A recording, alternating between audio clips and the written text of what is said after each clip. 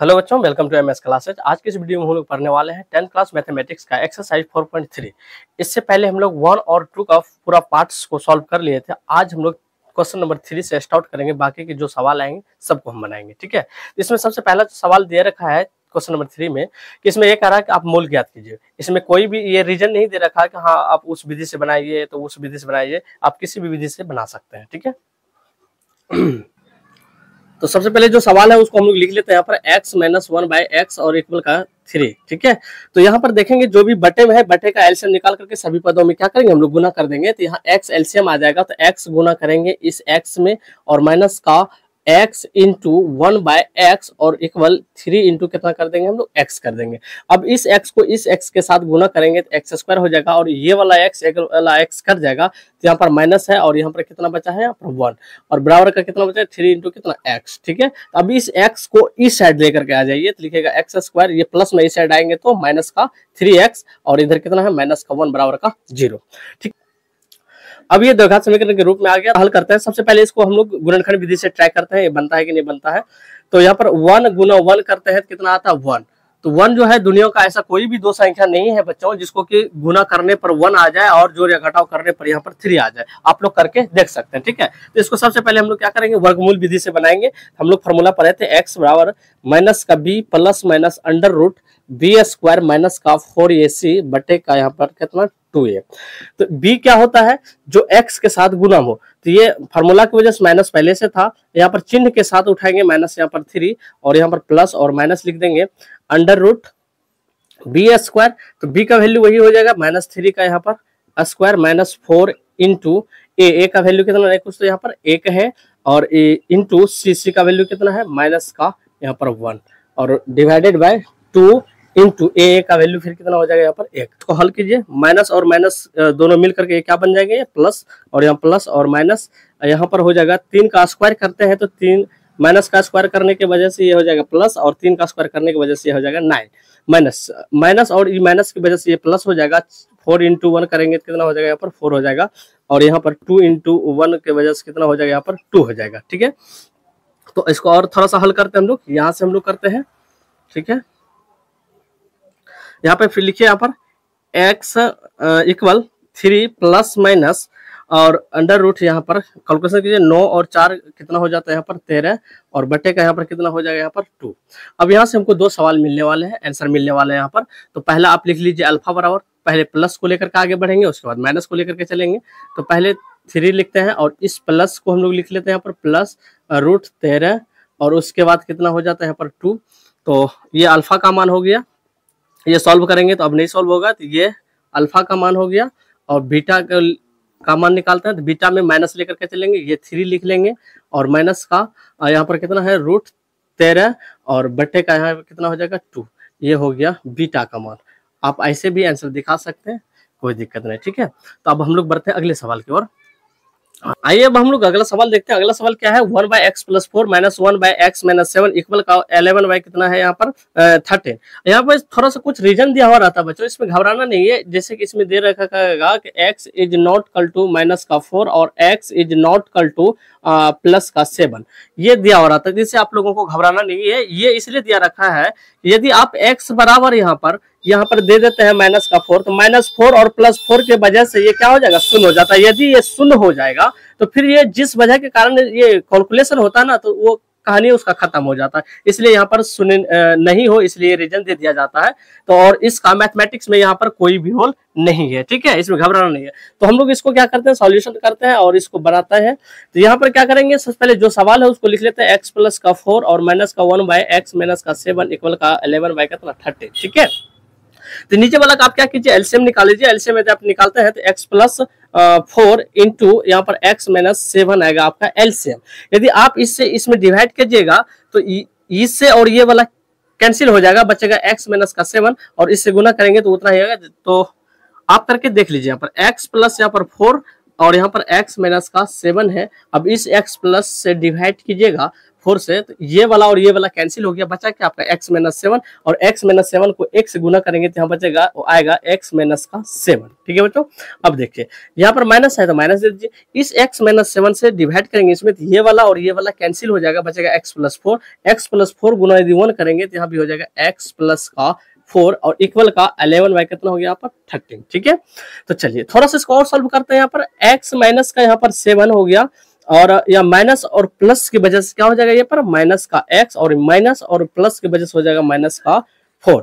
और ये नीचे में भी कैलकुलेशन कीजिए, x को इसके साथ गुना कीजिएगा तो x स्क्वायर हो जाएगा, इस x को इसके साथ गुना कीजिएगा तो माइनस का 7x हो जाएगा, ये प्लस और प्लस की वजह से यहाँ पर प्लस हो जाएगा, तो प्लस और यहाँ पर इससे गुना कीजिएगा तो कितना हो जाएगा 4x हो जाएगा, प्लस और माइनस की वजह से माइनस, और 4 गुना 7 कीजिएगा तो कितना हो जाएगा 28 हो जाएगा, इक्वल का 11 बाई कितना 13। ठीक है, चलिए अब यहाँ पे देखते हैं, यहाँ पर एगो प्लस में है एगो माइनस में है, एक वो x यहाँ एगो माइनस में x है, तो ई से ई क्या हो जाएगा कैंसिल हो जाएगा, तो यहाँ पर ई माइनस में माइनस माइनस की वजह से जुड़ जाएगा, तो कितना हो जाएगा माइनस का 11।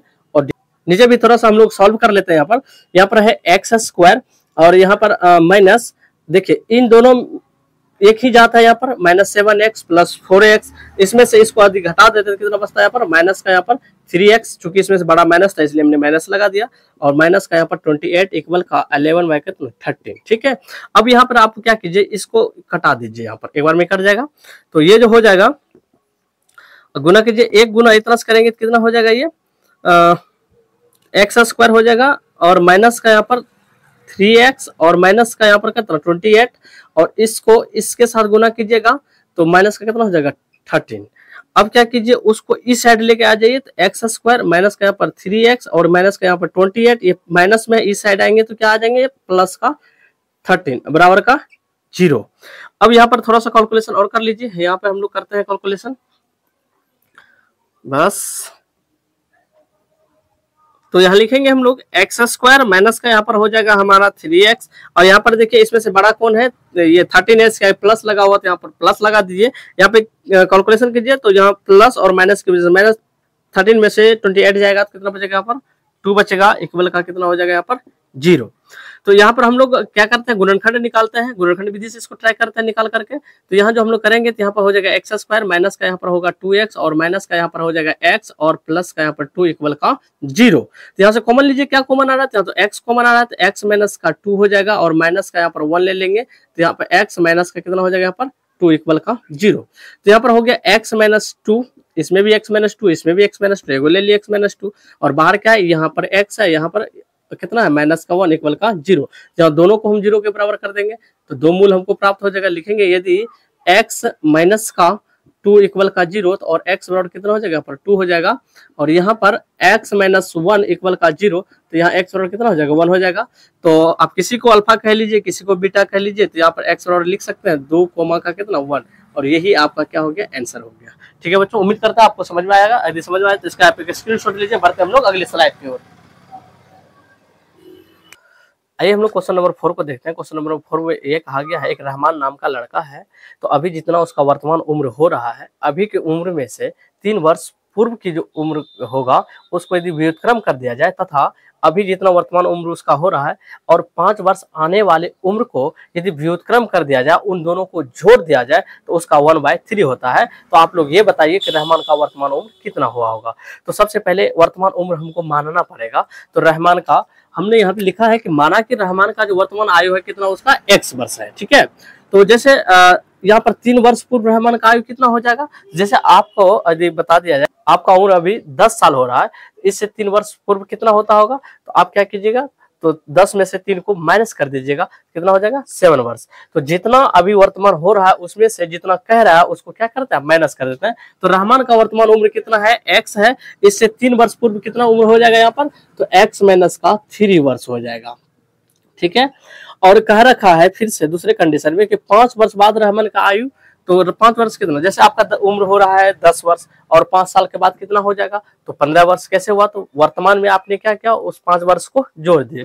उसी प्रकार से यहाँ पर रहमान का उम्र कितना है x वर्ष, और इसके आने वाले 5 वर्ष कितना हो जाएगा, प्लस का यहाँ पर जुड़ जाएगा इतना वर्ष।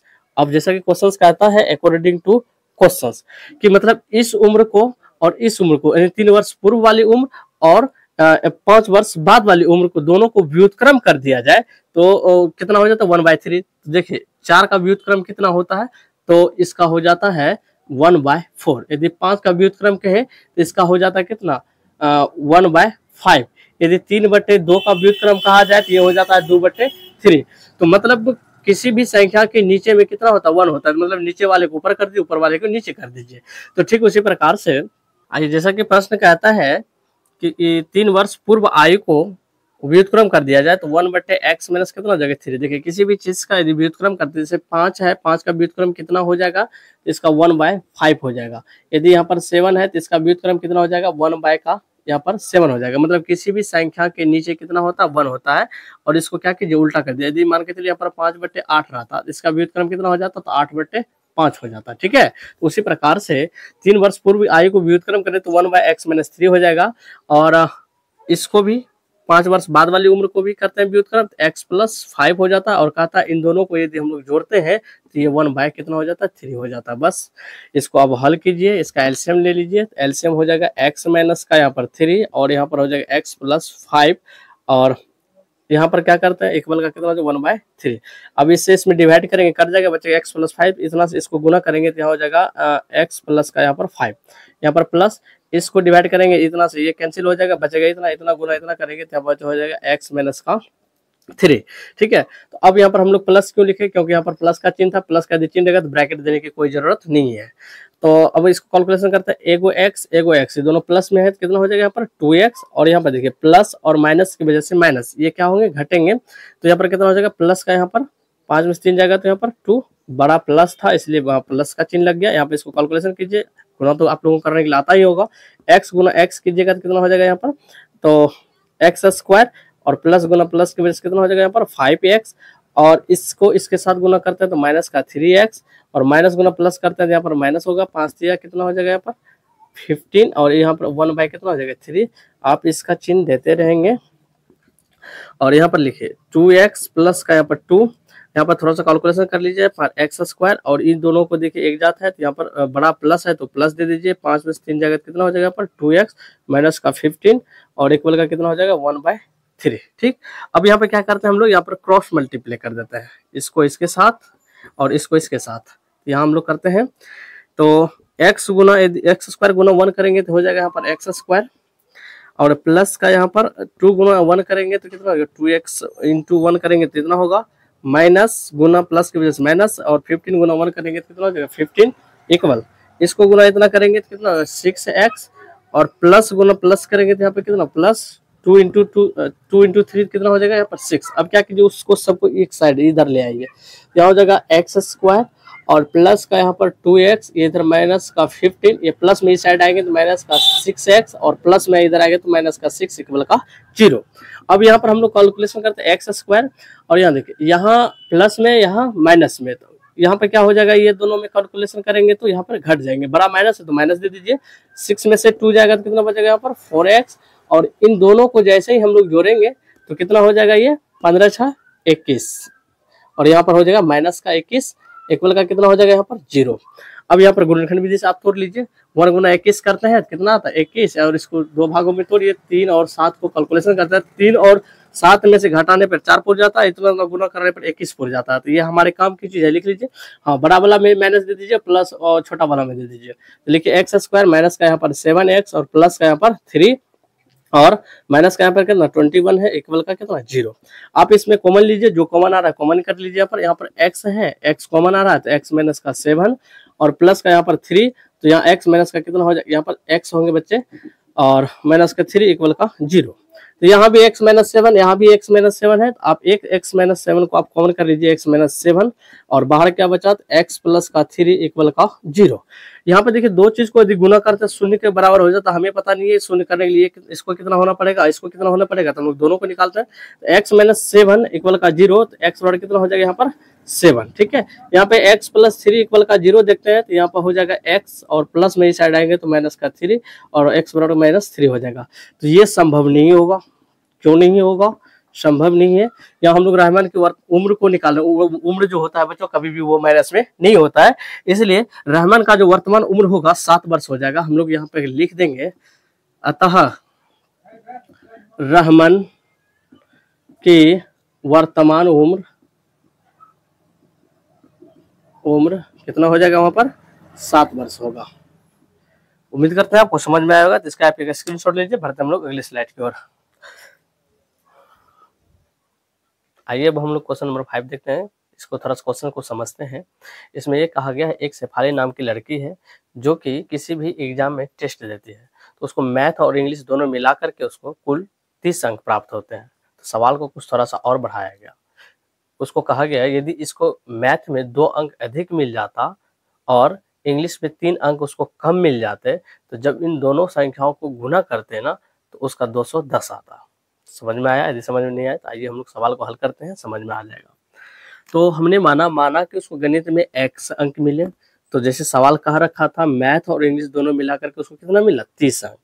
तो जैसे हम लोग मैथ में मालूम हुआ x अंक, तो इंग्लिश में कितना होगा, तो मैथ को हमने माना है x और प्लस का यहाँ पे लिखे इंग्लिश और बराबर का कितना हो गया 30।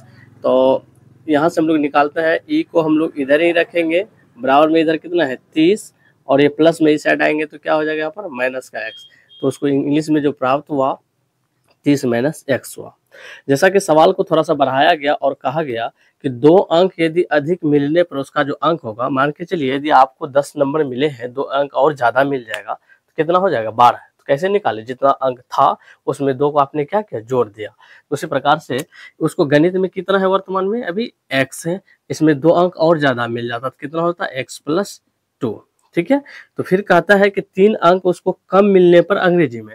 तो यदि आपके पास आपको मिला है 15 अंक, उसमें से 3 अंक को आप माइनस कर देंगे तो कितना बचेगा आपके पास 12 अंक। तो कैसे निकालें, तो जितना मालूम था उतना आप क्या किया, उसमें से माइनस कर दिया। तो इंग्लिश में कहता है उसको 3 अंक कम है, तो यहाँ पर क्या किया गया, इंग्लिश में कितना है यहाँ पर 30 माइनस x अभी वर्तमान में है, इसमें 3 अंक और कम जाता है तो कितना हो जाएगा इसका 27 माइनस का x। ठीक है।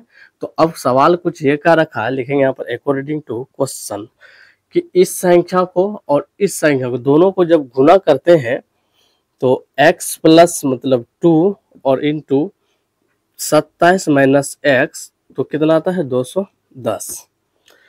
तो हम लोग क्या करते हैं, इसको गुना करते हैं, इसको इसके साथ गुना कीजिए तो ये हो जाएगा 27x और इनको इनके साथ गुना करेंगे, माइनस का हो जाएगा x², इसको इसके साथ गुना करेंगे तो कितना हो जाएगा 54 प्लस और माइनस की वजह से माइनस 2 गुना x तो कितना 2x और बराबर कितना हो जाएगा यहाँ पर 210।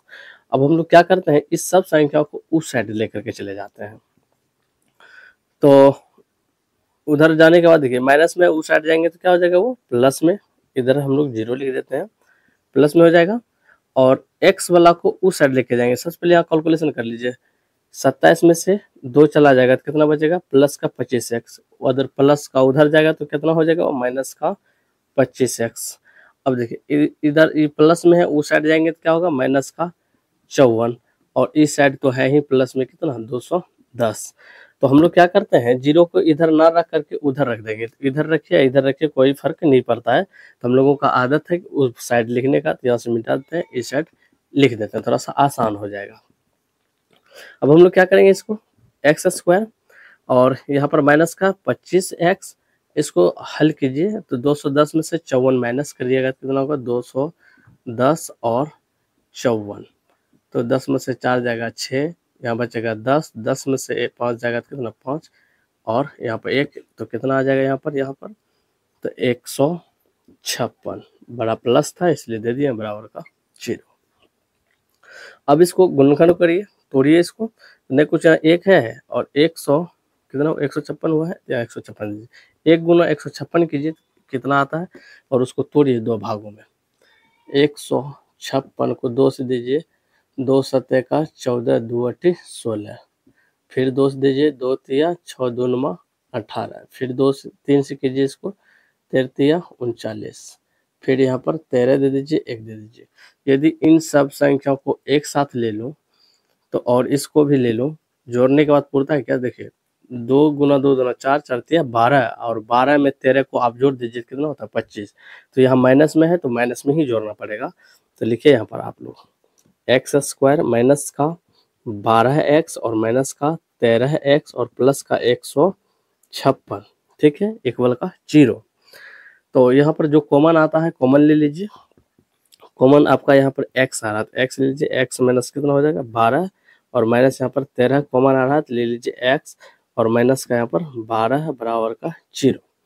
तो यहाँ भी x माइनस 12 है, यहाँ भी x माइनस 12 है, तो एक x माइनस 12 को आप बाहर निकाल लीजिए और बाहर क्या है तो यहाँ x माइनस 13 इक्वल का 0। देखिए यहाँ पर दो संख्या को गुना करने पर 0 आ रहा है तो हमें पता नहीं है कौन सी संख्या 0 होगा, तो हम लोग दोनों को हल करते हैं।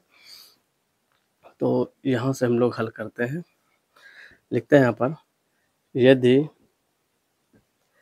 x माइनस 12 बराबर 0 करते हैं तो x बराबर कितना हो जाता है 12, लिखेंगे एंड, और यहाँ पर x माइनस कितना है 13 इक्वल का 0 और x बराबर कितना हो गया ये 13, ठीक है। देखिए उसको दो संभावना है, उसको गणित में 12 भी मिल सकता है और 13 भी मिल सकता है। यदि गणित में 12 मिलेगा तो अंग्रेजी में कितना होगा, यदि अंग्रेजी में उसको यदि गणित में 13 मिलेगा तो फिर अंग्रेजी में कितना होगा। इन चीज़ों को दिखाने के लिए हम लोग अलग अलग कंडीशन से हल कर देते हैं। तो लिखेंगे कंडीशन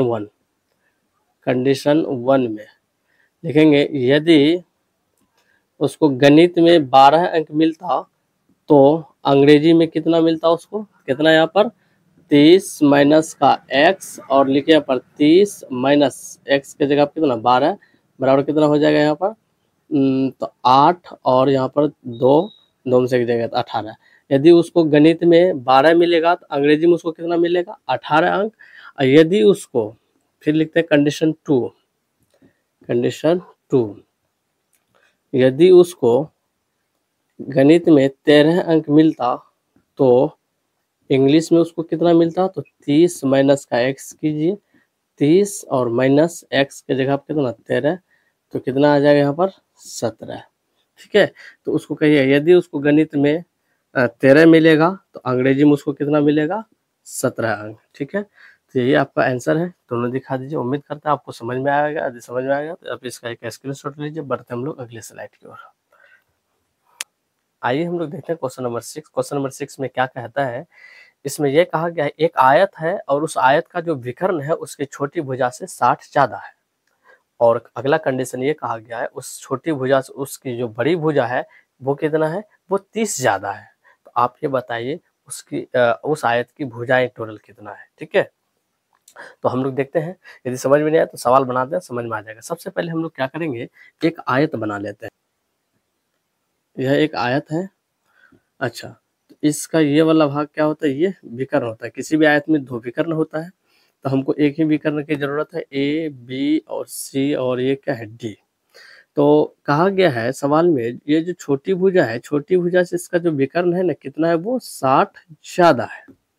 और इसकी बड़ी भुजा जो है वो कितना है, इस छोटी भुजा से 30 ज्यादा है। तो x प्लस कितना हो जाएगा यहाँ पर 30, ठीक है। तो तब हम लोगों को हल करके बताना है कि इसकी छोटी भुजा और बड़ी भुजा क्या है, ठीक। तो हमने माना कि आयत की जो ये खेत की जो छोटी भुजा था ना उसको कितना माने हम लोग x माने, ठीक है। अच्छा, इसका विकर्ण कितना था, जितना इसका छोटी भुजा था उससे 60 ज्यादा था, तो x प्लस कितना हो जाएगा यहाँ पर 60। और इसका बड़ी भुजा की बात करूं तो इसके छोटी भुजा से ये कितना था 30 ज्यादा था, यहाँ हमने क्या किया 30 दे दिया, ठीक। अब हम लोग देखेंगे अकॉर्डिंग टू क्वेश्चंस। अब यहाँ पे हम लोग देखते हैं ये हमारे लिए आयत तो अब ना रहा, अब यहाँ पर सिर्फ हम लोगों के लिए ना तो खेत रहा ना तो आयत की जरूरत है, हम लोगों को सिर्फ इस समकोण त्रिभुज की जरूरत है। तो हम लोग अच्छा किसी भी आयत में ये वाला जो होता है ना ये 90 डिग्री का होता है। तो हम लोग बात करेंगे त्रिभुज ए डी सी में, देखेंगे त्रिभुज ए डी सी में, बस इसको पाइथागोरस प्रमेय लगाएंगे और हल हो जाएगा। तो पाइथागोरस प्रमेय क्या कहता है, लिखेंगे यहाँ पर पाइथागोरस प्रमेय से ये कहता है ये कर्ण का स्क्वायर ए सी होगा, इसका कर्ण बराबर होगा लंब का स्क्वायर ए डी का होल स्क्वायर, और यहाँ पर हो जाएगा आधार का स्क्वायर, बराबर होता है तो यहाँ पर हो जाएगा DC का होल स्क्वायर। चलिए इसको करिए, ए सी कितना है तो x प्लस 60 का स्क्वायर बराबर AD कितना है वहाँ पर x है इसका स्क्वायर, D और C कितना है यहाँ पर x प्लस 30, तो लिखिए x प्लस 30 का होल स्क्वायर। तो इसको a प्लस बी का होल स्क्वायर पे a का स्क्वायर कितना हो जाएगा a स्क्वायर प्लस का b स्क्वायर, b कितना है यहाँ पर 60 का स्क्वायर और प्लस 2ab 2 इंटू a का मान x इंटू b का मान कितना है 60 इक्वल x का स्क्वायर कितना हो जाएगा x स्क्वायर प्लस, अब यहाँ पे देखिए a प्लस बी के इसको भी तोड़िए होल स्क्वायर पे, तो यहाँ हो जाएगा a स्क्वायर और प्लस का b स्क्वायर, b कितना है यहाँ पर 30 और प्लस 2ab 2 यहाँ पे लिखिए इंटू a के जगह पर x और b के जगह पर कितना हो जाएगा यहाँ पर 30।